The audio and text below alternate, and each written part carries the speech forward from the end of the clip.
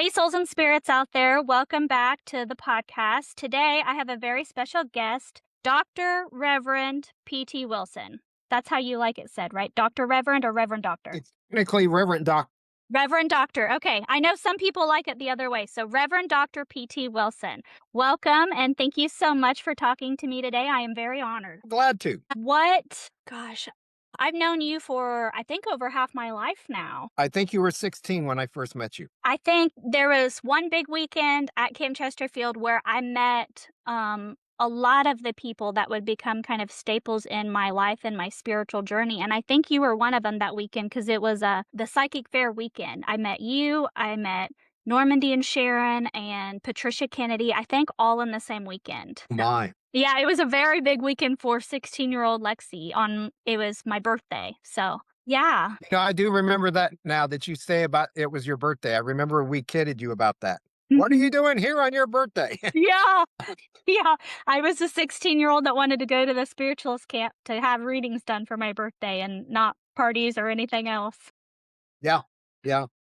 Yeah, well, I was very anxious to talk to you for this purpose because you are someone I've admired for over half my life in many different ways, but definitely spiritually because I feel like I can talk to you about so many different traditions and religions, and you've looked into them, or a little bit about them, or you honor them in some way. Does that make sense? Thank you.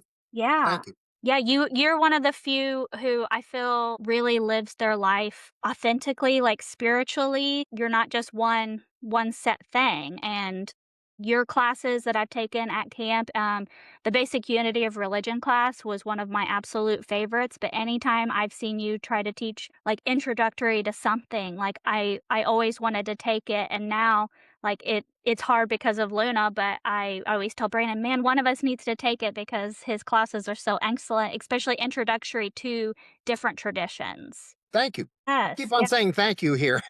Well, I'm gonna honor you a little bit because I just admire you so much. You are I remember, like I said, when I met you at 16, I remember that core group of people that I met. You were one of them in particular. I was like, I want to grow up and be like him, the way you kind of honor and know so much about all these different faiths and spirituality, and it was easy to talk to you because I feel like you could relate to some extent to just about anybody. And that's very rare for me to find people like that in my life. So, I appreciate that. Thank you. And I appreciate you.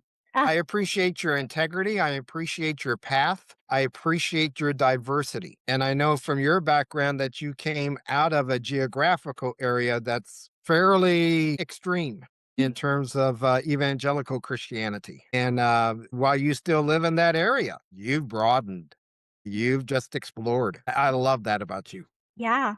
It's one of my absolute favorite things. Did you speaking of kind of where we grew up, are you originally from Indiana? I feel like I've known you for so long, but I don't know a lot about you. I'm originally from Evansville, Indiana. Okay. I spent all of my growing up years, except for 1 year, where our family moved to Fort Wayne when I was 6 years old and then came back. Oh, wow, okay. So most of my growing up experiences have been from Evansville, Indiana. I went to University of Evansville, and then I left I was born in 1956, and I left Evansville in the fall of 77 to attend seminary at the Isla School of Theology in Denver. I came back at the end of the first quarter. I cussed out two of the professors in class. I hated all those religious people. I didn't like yada, yada, yada, yada. And I was back in Evansville trying to figure out what I was going to do next. And I was with a friend of mine at the Denny's, which is just south of the old Whirlpool factory, which is south of the airport in Evansville.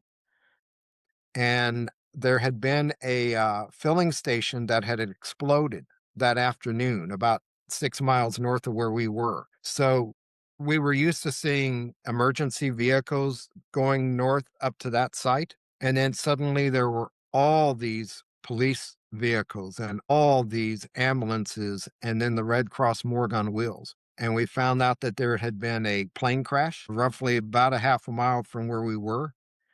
And then I found out that it was the basketball team from University of Evansville. And the last thing I had done before I left to go to Denver was work during the first year, what used to be called Freshman Orientation Week.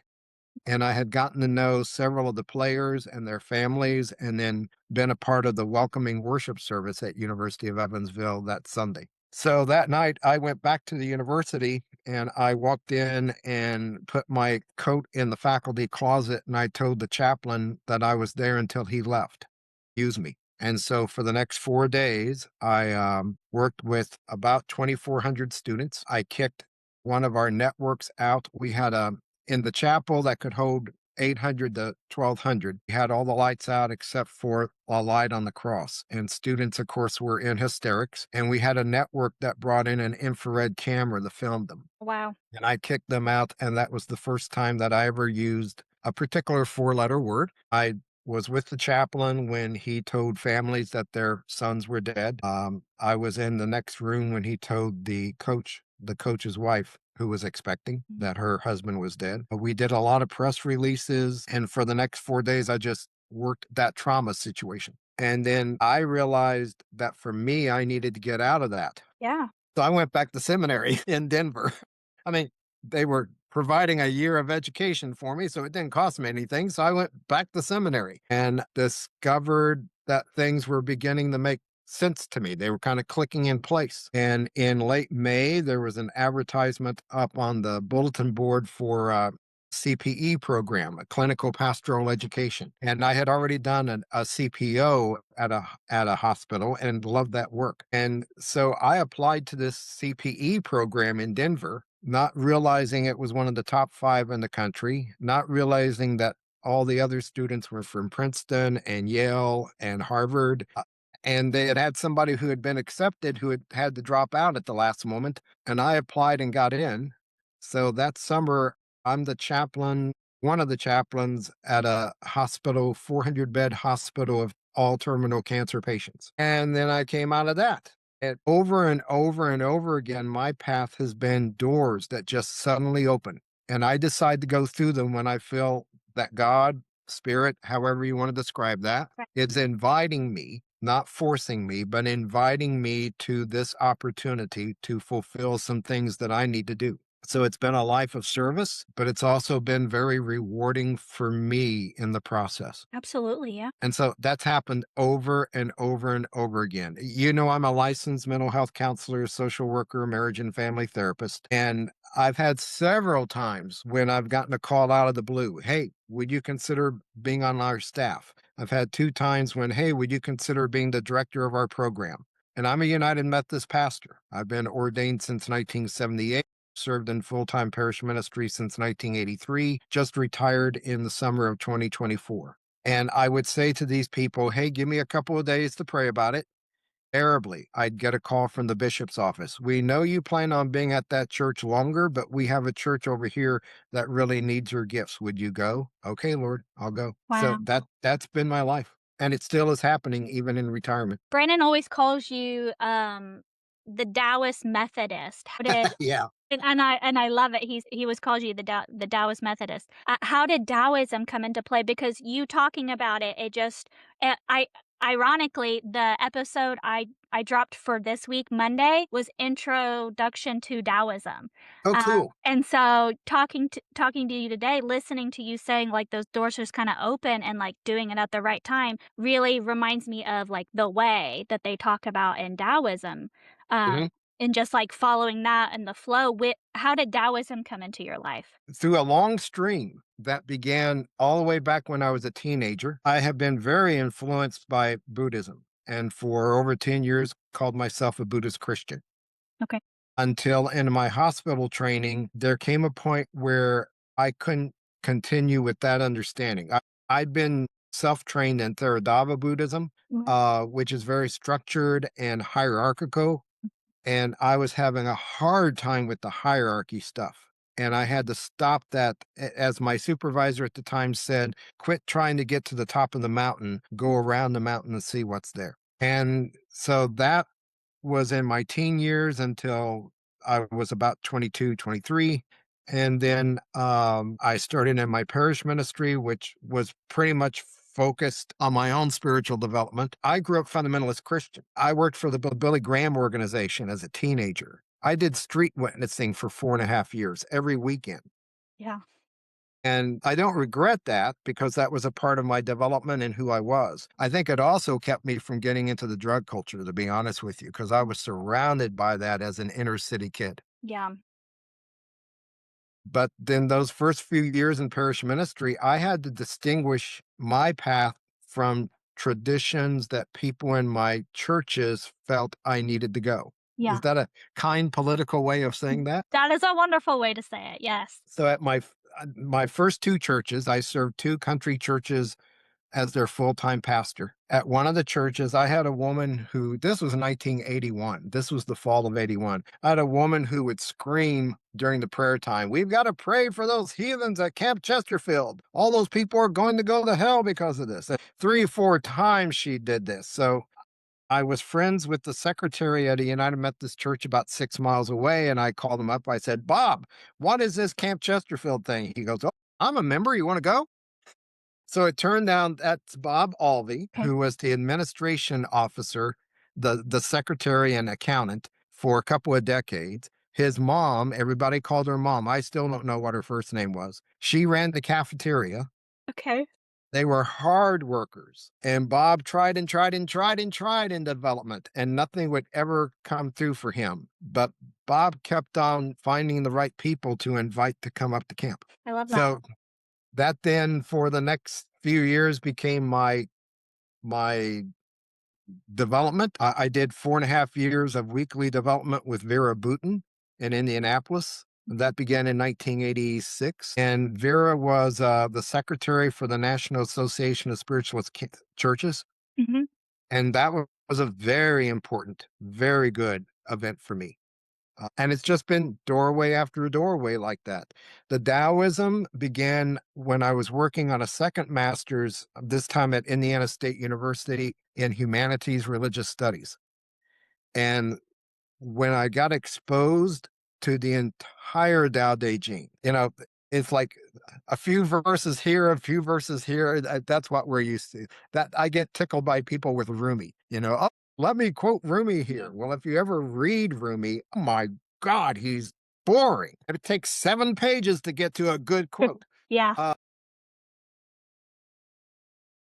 when I got exposed to the entire Tao Te Ching and saw it first as two different books, one on power, one on the way, and then started seeing the integration that you can't have one without the other, and that it's your choice how to use the power that comes to you, but that shapes and determines what your next path, what your next options are. That just came alive for me. So ever since then, I've been a great fan of the Tao Te Ching, and now I'm teaching it. Yeah.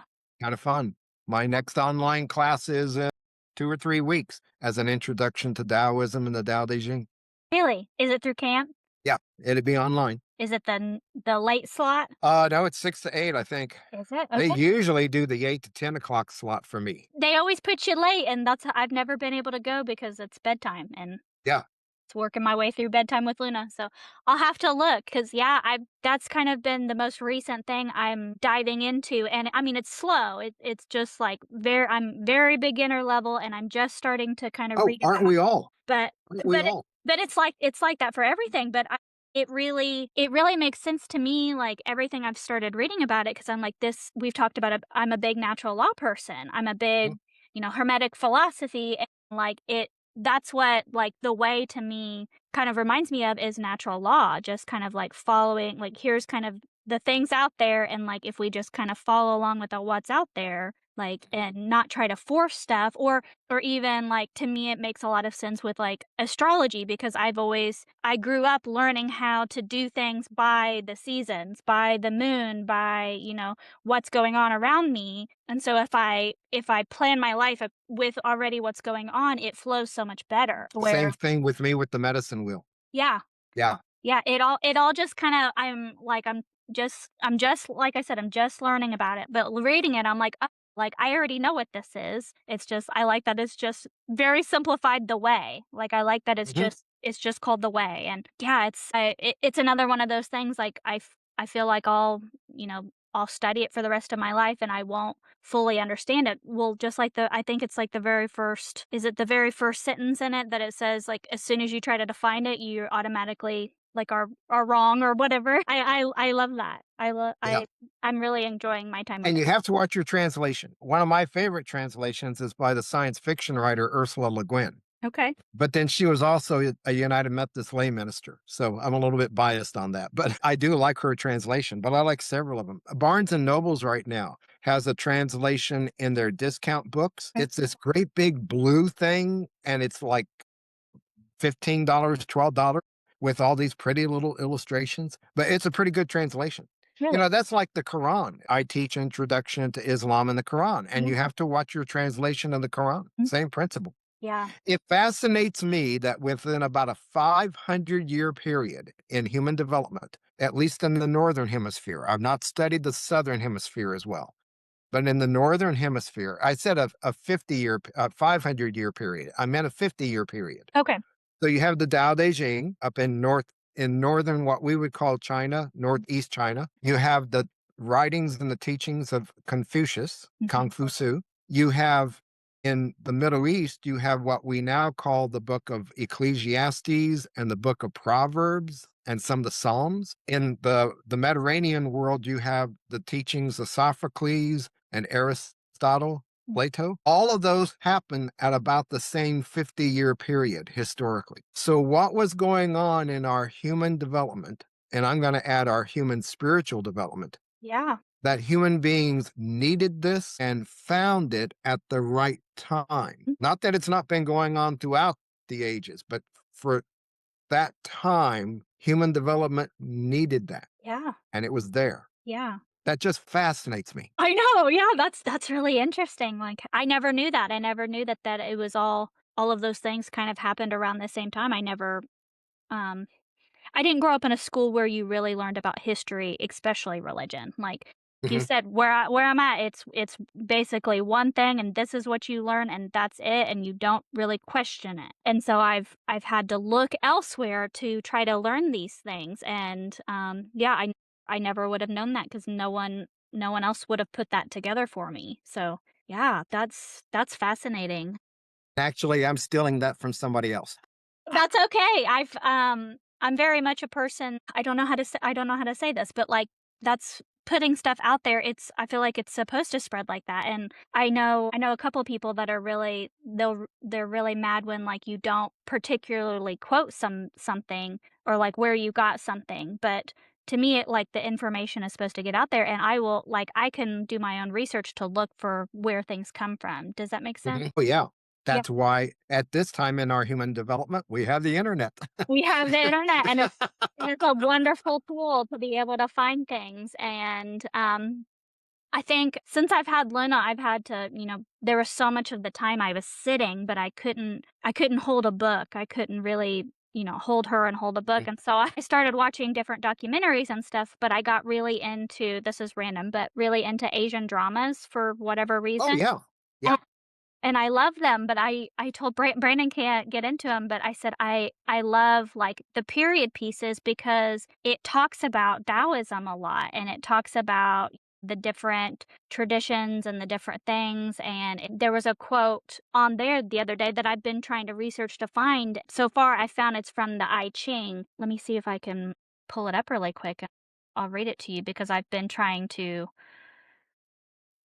find it. So I wanted to use it for something and I can't even tell you what, but the nobleman aligns his virtue with the heaven and earth, his light with the sun and the moon, and his order with the four seasons, and his destiny with the fortune and misfortune of the gods. They said that in one of my dramas the other day, and I hurried and paused it and was like taking photos of like because it tells me the translations of stuff. And it was just another thing that kind of brought me back to the I Ching, and there was several different things. It's like that's what I was supposed to be kind of starting to focus on next because Mhm. it keeps like you said, it just doors just keep opening, and it keeps being brought up to me in different instances, or things keep catching my eye. I think we were at a bookstore the other day, and I think I know the translation that you were talking about. We weren't in Barnes and Noble, but of some of the books, it was like kind of right at the front, and I took that as another sign, like I think there's another one that it just immediately caught my eye, and I was like, maybe I am supposed to start, like, studying this or When I teach or give workshops to some of our clergy in the United Methodist tradition, one of the things I emphasize over and over again is that you've got to have at least 5 or 6 good translations of the Bible because we don't know the original language, we don't know the original context, we don't know the original philosophy of what was going on. yeah. So you work with people who try to bring it into modern day understanding, but every one of those folks have lenses that are tinted. They're tinted the way they see things. And so get 5 or 6 different good translations, not some of these, and then figure out for you what is spirit using for when you present this. And then to know that a year later you may present from the same passage, but spirit may be leading you to present a different message because you're going to be dealing with people who are not in the same place. And same thing with translations of Tao Te Ching, any of the scriptures. Well, it's I've said on here before, I'm a person that I like to rewatch things over and over again, and I like to reread some of the same books over and over again, and not just scripture, but just things in general, because every time I look at it, I've gained a little more life experience and something else has happened, and I read it a totally Mm. different way, and I pick up on all of these different things. One of the differences between devotional material and scripture. Devotional material has one message in it, one truth in it. Uh, You read it at 20, 40, 60, you get the same teaching. I love Richard Bach's allusions. To me, that is wonderful material, but I realize it's devotion. mhm, Has lots of truth in it, but it's the same truth. Scripture has a wide variety of truths and messages. You read a particular scripture at 20, you get a teaching you need for then. You read it at 40, you get a different teaching. mhm. Da da da da da. The world is filled with scriptures from a wide variety of traditions. Let's learn the wisdom from those and let's be impacted in positive ways. I Absolutely. just taught the class at Chesterfield on Intro to Islam and the Quran, and some of my students were just amazed that there's all this stuff in the Quran about the afterlife. Yeah. There's all this stuff about right living. Mhm, There's all this stuff about how you treat people. Well, it says in here you don't what, but remember the context of the time. mhm. That was extremely liberal and liberating for that time. You can't judge it by our standards today. There is a woman, I think Brandon's probably mentioned her to you, that we follow online, Monty. Has he talked about I her? don't know anything about her. Well, I she has an online Bible study that she does, and anyone can join, and she does PowerPoints and it's wonderful, and I've been able to catch a couple. She will record it and she'll post it to where, like, you can watch it later, and I've had to do that a couple times, but I'm really enjoying it because I've never had the I'm gonna say I've never had the proper teacher to help me connect to the Bible, like, especially, like, around here, like, I just couldn't connect to it, like, the way I was put the places I was put in. But I've watched some of her stuff on it, and I've really enjoyed it because she said, "We are looking at this from, like, a historical view. Like, let's look at it from this way," and she'll have a topic we talk about, and she'll talk about the stuff that's going on, at this time. She's like, "This is happening, and this is happening," and so read it with that lens on it of, like, Right. living in that historical period. And it completely changed, like, a lot of my ideas because I've had these scriptures thrown at me my entire life, and they just never fit, and they were used almost as weapons, and so I automatically kind of took myself out of, well, if it's gonna be used as a weapon, I don't want anything to do with it. And so Mhm. I'm gaining a new appreciation from it, looking at it, like, with her kind of leading the pack here, I'll say, like, from a historical view and understanding it that way, and I've gained a new appreciation that I didn't have before because I was just almost scared of it, like it is a weapon because of the way people use it, and you gotta that's one of the things I wish more people understood about all of the different, historical scriptures, like, look at it from, like, the time period that it was in. I mean, people will say, like, my ancient Egyptian and stuff or the Mayans or whatever, like, they were barbarians and, like, the different things, like, honoring the how they honor the elements or they have 5,000 gods or whatever it is, and I always say, "Well, look around them, like, they understood that, like, sun gave them life, and so, yeah, they're gonna honor that. Or, water, they needed water to survive, and so this is why they did the things that they did. It's like, I don't know, it just makes sense to me. Yeah. Yeah. Yeah, but it's so interesting to me if you break it down looking at it historically and you look at all the different ones, like, so many of them are saying so much of the same things. They're just doing it slightly differently, and we're taught that, the way we grew up, like, that's the only way, but if you branch out and look into different ones, so many of them are saying the same thing, but we're almost automatically programmed to only view it one way, and I have a I'm real friend of mine who's a Celtic Christian, and he's like, "Well, my way is the right way," and I'll like, "No, my way is the right way. No, my way is the right way." Yeah, we just joke with each other. It's like bobbleheads. Da, da, da, da. So many people cannot understand why the Dalai Lama and Bishop Tutu are such good friends and brothers. Yeah. It's like, hello, of course. I love it. I know you talked about how you kinda came into Camp Chesterfield and spiritualism, but how, like, I don't know, if I think about and I can't say I know a lot about being a Methodist, but, like, I know the views from, like, Christianity around here and then the views of spiritualism and, talking to spirit and all of that. How did you manage to blend those with being a Methodist minister? Does that make sense to you, what I'm trying to It say? does. And it will take me a couple of minutes to explain it if that's okay. Go for it. So Methodism goes back about 300 years ago, and there are a wide variety of limbs on the tree of Methodism, all the way from the Salvation Army to the Nazarene Church to Free Methodists to the Pentecostals to there's a wide variety on that tree. Pardon me. But when we go back to the roots, you go back to certain early leaders, and one of them was John Wesley. And one of the things that John Wesley never highlighted in order, like one, two, three, four, five, because that's not the way the culture thought at that time. But if you go back to his writings, you see something that he's teaching over and over again. And so we've put it into an order, and it's called the quadrilateral formula of spiritual authority, technical name for Methodist people. What it Okay. means is that for us, there are four sources of spiritual authority. Okay. So one is the scripture, one is tradition. What's worked for people before us? One is reason. How does this make sense to you? Which is one of the reasons why the Methodist people have always stressed education and built all these universities all over the country. And fourth is personal experience. So for centuries, those four have been fairly even in terms of authority. Now, out of my tradition of United Methodism, beginning in 92, we started having civil wars. It began with okay, they uplifted scripture as being a higher authority than the other three.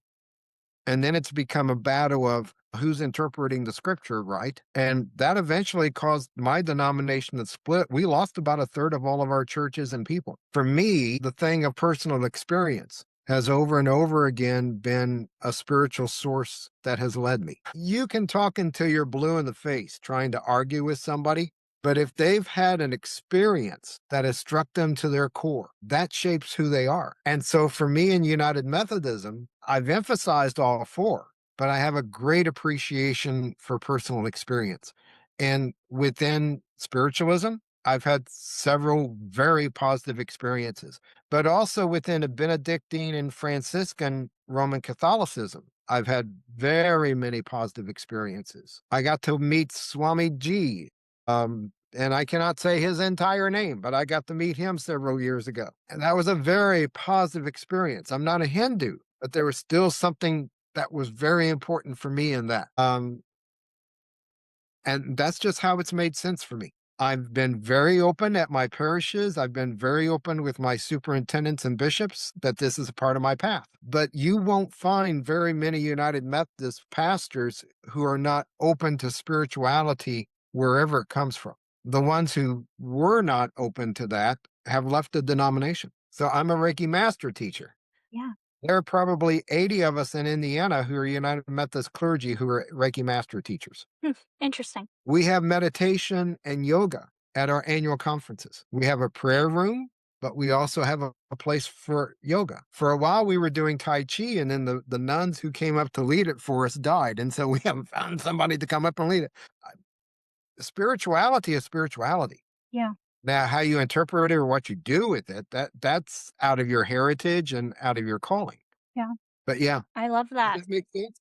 Yeah, absolutely. Yeah. And I always wondered that because I can't say I know a lot of Methodists. I can't around here it's they're either Baptist or they just call themselves Christian. There's no I don't know. Mhm. I'm sure there's a Methodist church around here close, but I don't really know any. And so I wondered how that like you being the, the head, the pastor, and then being also a spiritualist and having your healing papers, mediumship papers, like how that really worked because like my only source is like, the Christian church down the road and I can't compute the two things on like the pastor there having those things and like I always just wondered how that worked for you, how you blended those so nicely because um that's what the reason I started this podcast is to me spirituality is very personal. You can't really just define it by one specific thing and the personal experiences is what really makes it for me. And I've really stopped calling like religion really my religion. It's just my truth and my faith in things and my truth and how to find those and that was one of the reasons I wanted to start this and specifically the interviews. I wanted to hear people's stories and I wanted other people to be able to hear people's stories on how, you can blend different things and like how we came about our truths. Does that make sense? Yeah, it does. I have to remind people at Camp Chesterfield, as well as other spiritualist groups, I want to say this cautiously. You know, the people who formed Camp Chesterfield, most of them remained Methodist for the rest of their lives. They came out of Anderson first at that time with Methodist Episcopal North. It came out of that church. And the pharmacist who started having additional meetings on Sundays up in his second story. And then it was that group that started, it wasn't just spiritualist campgrounds all over the country. There were Methodist campgrounds, Presbyterian campgrounds, campgrounds out of the Campbellite tradition, what's now become the Christian tradition. There were disciples campgrounds.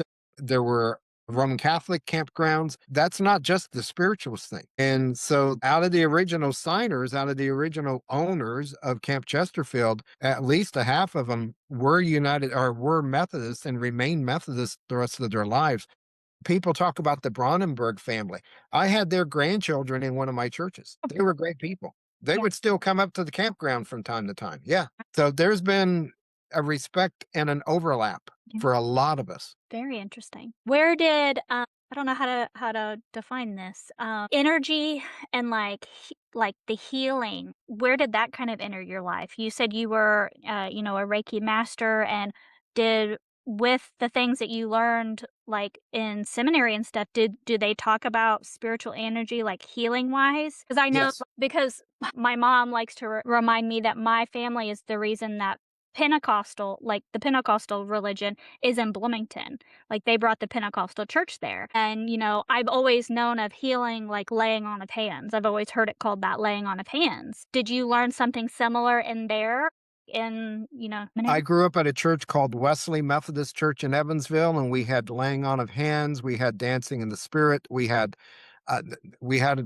things that went along with the experiential side of Methodism. I was around that from a little kid on.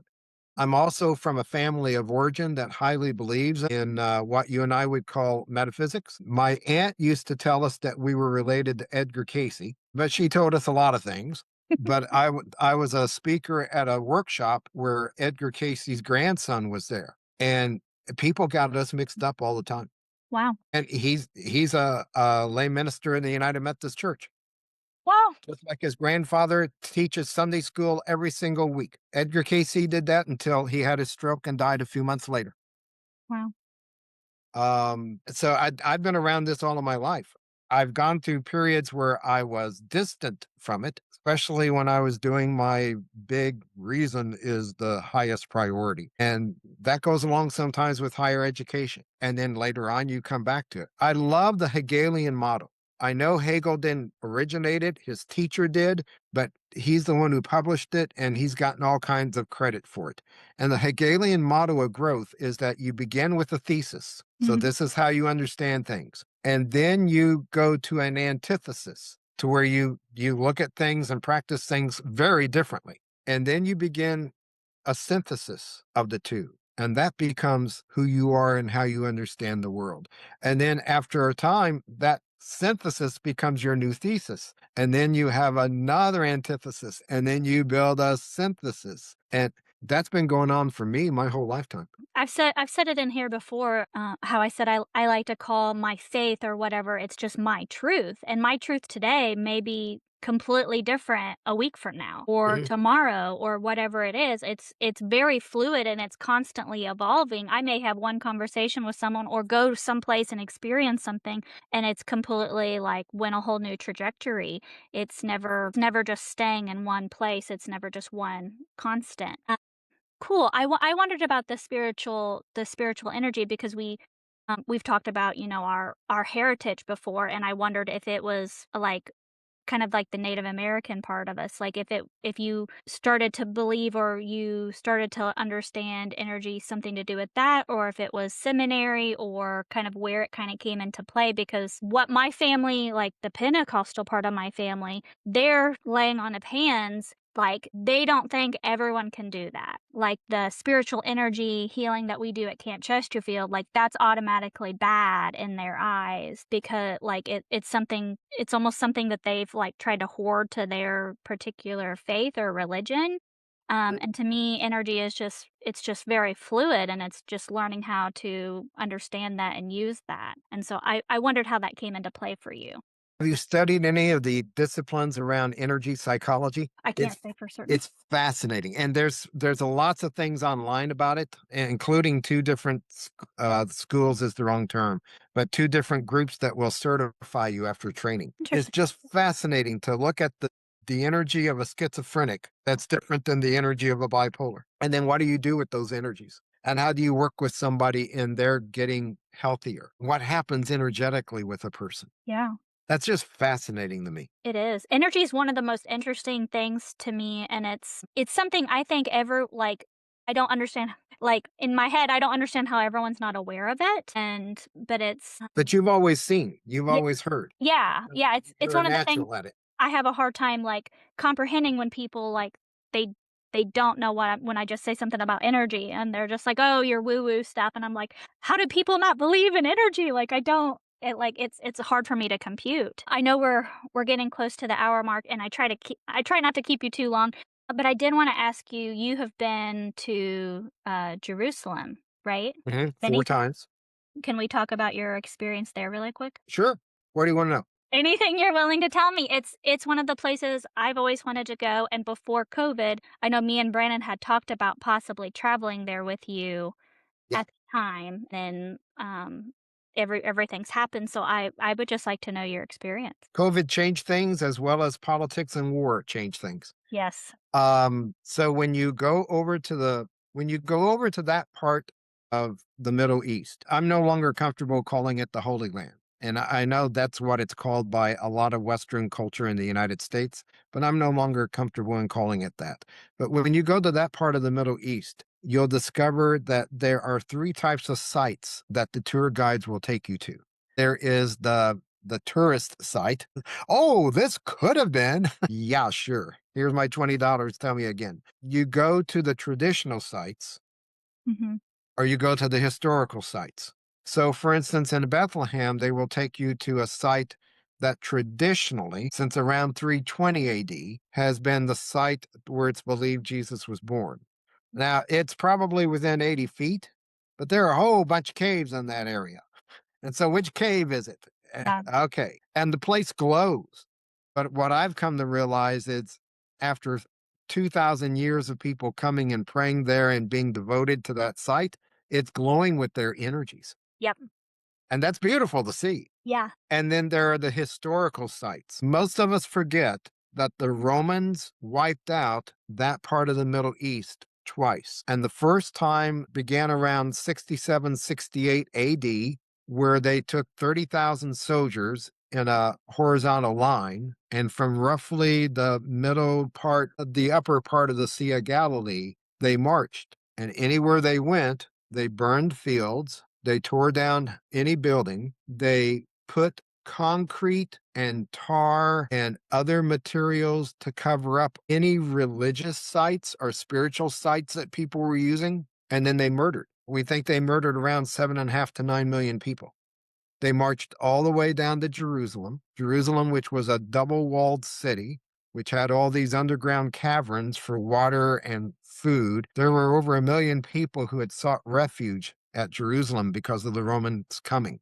And it took them 6 months, but the Romans figured out how to torch a city of marble, granite, and stone, and they destroyed Jerusalem. So here we are in 2026, beginning around 1920, 1940, scientists discovered how to unseal those sites that the Romans had sealed with concrete and tar and other materials so that nobody could ever use them again. Scientists figured out how to unseal them without doing any damage to it. And suddenly we have historical information about that time. And when you go to some of those historical sites, you are just amazed. And there is still energy, whether it's from people or from the divine or from the earth or from the universe. For me, those are 4 different types of energies. But when you experience energy at some of those sites, it's just astounding. The first time I was at the Sea of Galilee, we did an overnight flight from Chicago to Jerusalem. They put us on buses and they bus us up to the Sea of Galilee to a place called Tiberias. They put us in the hotel rooms and we're all just exhausted. And in the middle of the night, I hear this rum, rum, rum. And I'm like, what is that? So I get up out of bed and I go through the doorway to the roof of the next layer below us. And I'm out there at the edge of the roof, and there in the Sea of Galilee is a chakra. Wow. And I bet I stood there for 10 minutes, maybe 15 minutes, just amazed and then absorbing the energy. And then it dawned on me, I was standing in Tiberias, Israel, naked as a jaybird out on a roof. I better go back in. I did. Now, Probably a good idea. you can argue with me until we're blue in the face. That changed me. Yeah. There's energy there. So you'll find energies like that at a variety of sites. There is the traditional sites of where Jesus was, and there are the historical sites of where Jesus was. And one of those historical sites is the Church of the Holy Sepulchre in Jerusalem. It is owned and operated by a family who are members of the faith of Islam, but they honor the importance of the site and they allow 5 different Christian groups to have control over the site and to welcome spiritual pilgrims. And one of the places you go to in that site is the traditional site, and notice the language, the traditional site of where Jesus was buried with this huge stone. Now, the stone was chipped away by the Crusaders. So the stone now is not that big, but at one point, the stone was like 8 feet wide. And you go into that area, and there is an energy in there that I don't know how to describe. And it's not people's energy. And the Western Roman Catholic and Protestant side is on that side that they take tourists to. And then I've been fortunate to go around to the Coptic Christian site, which is the same tomb, but the other side of it. And for whatever reason, the Coptic brothers have recognized me, and I don't know Egyptian. I don't know Arabic anymore. They've welcomed me in. They've allowed me to go to that part of the tomb to place my hands to receive. And every time, 4 times it's happened, I've come out and they have given me a Coptic cross. Wow. So that site's very energized, very energetic. That for me is as energized as the Valley of the Queen. And you've been there. There are places in Luxor that has a lot of that kind of energy that's beyond human. There are other places as well in that part of the Middle East. The Middle East, it's not an accident that Jerusalem is the holiest city for people of the Jewish faith, of the Christian faith. It's the 3rd holiest site for members of the faith of Islam. where the Dome of the Rock is. That's not by accident. That's the same way as along the Ganges. Various forms of Hinduism, Sikhs, various forms of Jainism, even though Jainism started much further south in India, but there are places along the Ganges. I've not been there, but places that are just as important and energetically charged, very important to the people. There are places along the Yellow River in China. And while Mao Zedong's government and the people that have followed that since 1949 have tried to discount that, people keep on going back to it. People keep on going back to where the Tibetan Dalai Lamas originated. And as much as mainline China has tried to stop that, they haven't been able to stop it. Yeah. We're drawn to places that fill us with the energy we need to do the work that's up ahead. Does that answer your question? Yeah. Yeah, I wanna go back. Yeah. I can't go back right now, but I wanna go back. Yeah. Yeah, it's one of the places me and Brandon's always wanted to go, and I have a healthy appreciation for every tradition out there, and I'm so fascinated by all of them, and I'm a big traveler and a big sacred site, like, I like to feel the energy in different places, and that's one of the places I've always wanted to go. I've always wanted to go to India. I've always wanted to feel that. There's several different places around the world that I would like to go and experience, and I know I'm drawn there for some specific reason or Have you gone to New Harmony, Indiana? It's close to the Ohio River. It's outside of Evansville on the west side, about 20 miles out. There's a site there, in fact, where Paul Tillich, the Christian theologian, half of his ashes are scattered there. There's a Tillich Memorial Garden. There's a church that's called the Roofless Church. It has no roof. I don't think That's I've an been. energy site there. Okay. There's a site outside of Denver. In fact, the Roman Catholic folks have built a shrine to Mother Cabrini. Mm, There's an energy site there. okay. I hear people talk about Sedona that way. I've not been to Sedona. I've Yeah. not experienced that. It's wonderful. Me and Brandon are gonna try to possibly go back there this year. I've been blessed to go several different times, and it was the draw of why I did my rec therapy internship in Phoenix. My mother did past life regression training in Sedona, and she called me from there, and she said, "Lexi, I don't know how to explain it, but this place feels like you. You need to come here." And so I started focusing on internships around that area so I could live there, and I found one in Phoenix, and I would go up there every few weekends. I would go and just walk around Sedona and go to the different, because they say there's all different vortexes. Yeah, there's supposed to be 4 major ones there. Yeah. Yeah, I went around to each of the different ones, and I'm a person, like, I like to see the sights, but I wanna just go and sit in a place and, like, sit and feel the energy, and, I had a wonderful time. My mom's told me several times that she wished, like, if she could pick a place for, like, her ashes to be scattered, it would be Kachina Woman Mountain in Sedona, and she said there's just something about there that, like, I just really resonate with, and it's one of my all-time favorite places, Sedona. I've just There's a place in the middle of Seoul, South Korea. And when I was there in 1995, that was a city of 18 million. It's almost 30 million now. There's a place in the middle of the city where the Buddhists have built a park with this huge shrine of Buddha. And our tour bus, I was with a group of United Methodists, so we didn't stop at a lot of the sites, but our tour bus is going by and there's all these yellows and reds and green and all this energy coming out. I'm like, stop, stop, stop. No, we got to go to the library of Bibles. So I want to go back there sometime. And then there's sites in Australia. Now, Mhm, I've only been to Sydney, but one of my bucket lists is to go to Ayers Rock. And there's a difference for me between vortexes, and there are different types of vortexes that come mhm, up from the earth, yeah, different types of energies, mhm, as opposed to some type of spiritual energy that's different. yeah, And there are some that I would label as divine energy, but there are some that I would label as I don't have the words for it yet. In my spiritual journey, even all the way back to when I was a kid, first becoming aware, what happens with language and books and history and tradition is that suddenly I have the words for what I'm experiencing. Suddenly I have the concepts. I remember reading a book by Alex Taneas or Alexander Taneas, who was a psychologist in Connecticut, but who was also a spiritual healer. And his book is called Beyond Coincidence. It's been out of print for decades, but I read that book when I was in sixth grade, and he gave me the language for what I was experiencing. Oh, wow. I'll never forget that. And over again, you study with some of these spiritual people, and suddenly you've been experiencing what they're talking about, but you've never had anybody who's explained it to you. The words, yeah. Yeah.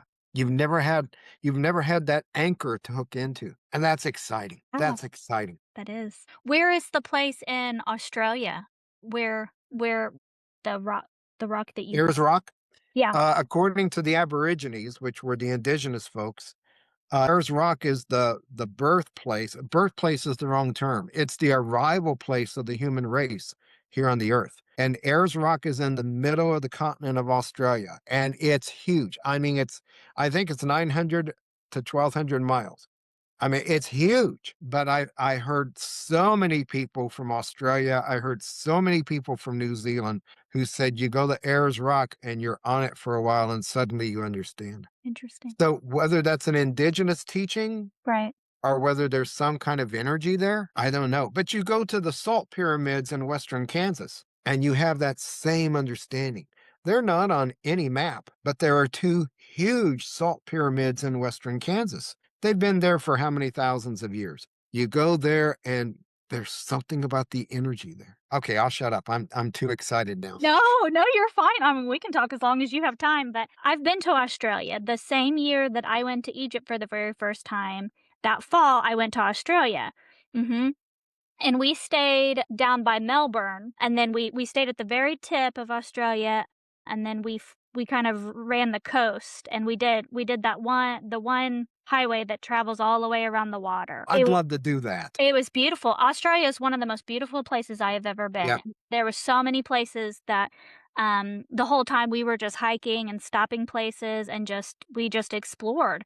But there was one particular place, I have so many photos from it, because we stopped and we didn't even realize it was a touristy spot, but we stopped to use the restroom. And then we see all these tourists and they're walking up to the water's edge and there's these great big rocks to where you just like you almost don't you feel so small and insignificant standing compared to them, but you were able to go down to the water and walk near them, and they're massive.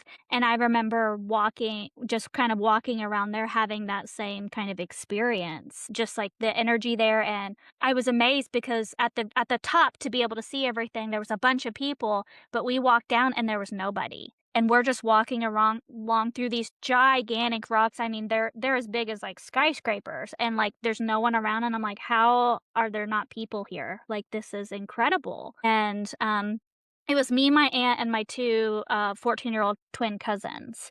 And we were just walking around, and it was really quiet. And it was one of those places I couldn't believe it was like a real place. It felt like outside of reality. And I I love experiences like that. I love places like that. I like just stumbling upon them. I go actively searching for some that I've heard about, but sometimes you just wind up in a place and you just feel like that, and it's like, what is this? Like, what is this feeling? What is this energy? I start to get woo-woo trying to explain, and I'm like, "Is this kind of a pocket dimension of some crazy place? Like, what?" I've stopped trying to define it now because it's just nice to enjoy it, but I love places like that.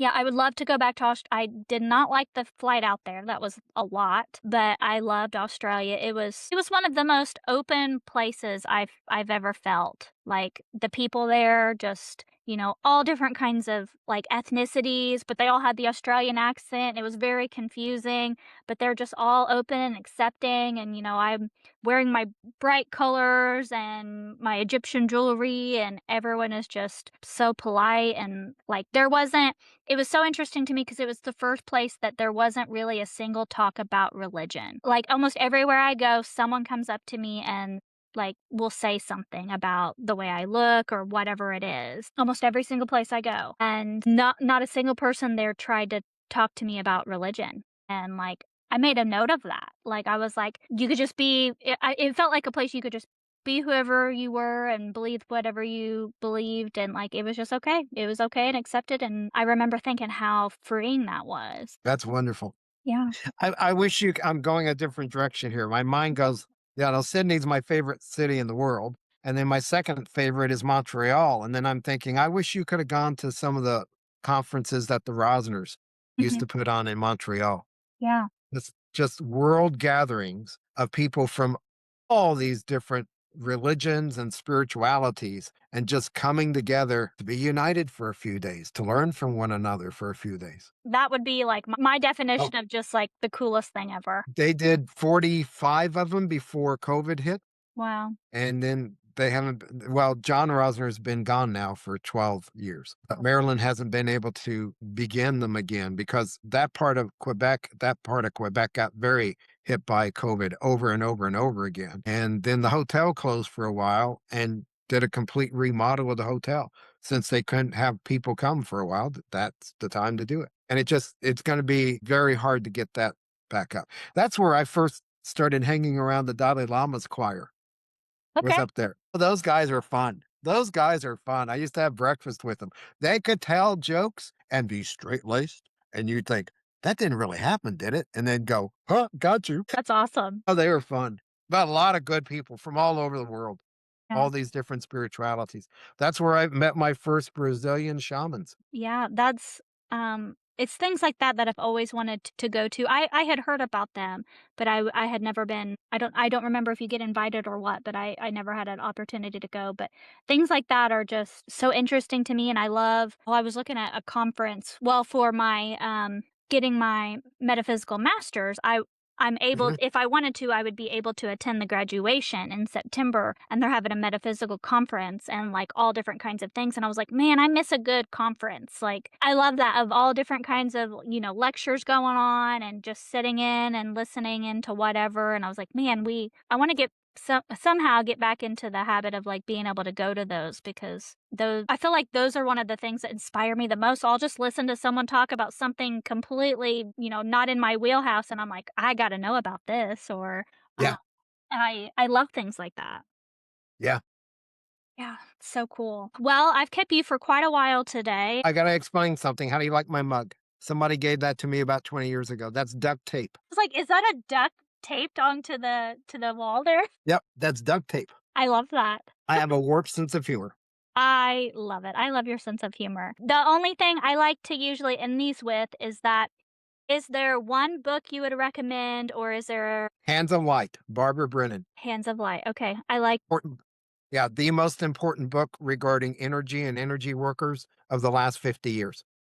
Hands of Light. Okay, She was a NASA engineer, okay. and then she went into counseling, became a licensed therapist, I believe up in Connecticut again. And then she realized that half of her clients were coming in for spiritual healing work. And using her background as a NASA engineer, she developed a handbook for how to understand and then work with and grow with using energy. And yeah, you were saying, do I recommend a book? Hands of Light, Hands of Barbara You Brennan. said that very quickly. But very nice. Thank you so much. And thank you for talking with me today. This was wonderful. Oh, let's do part two sometime.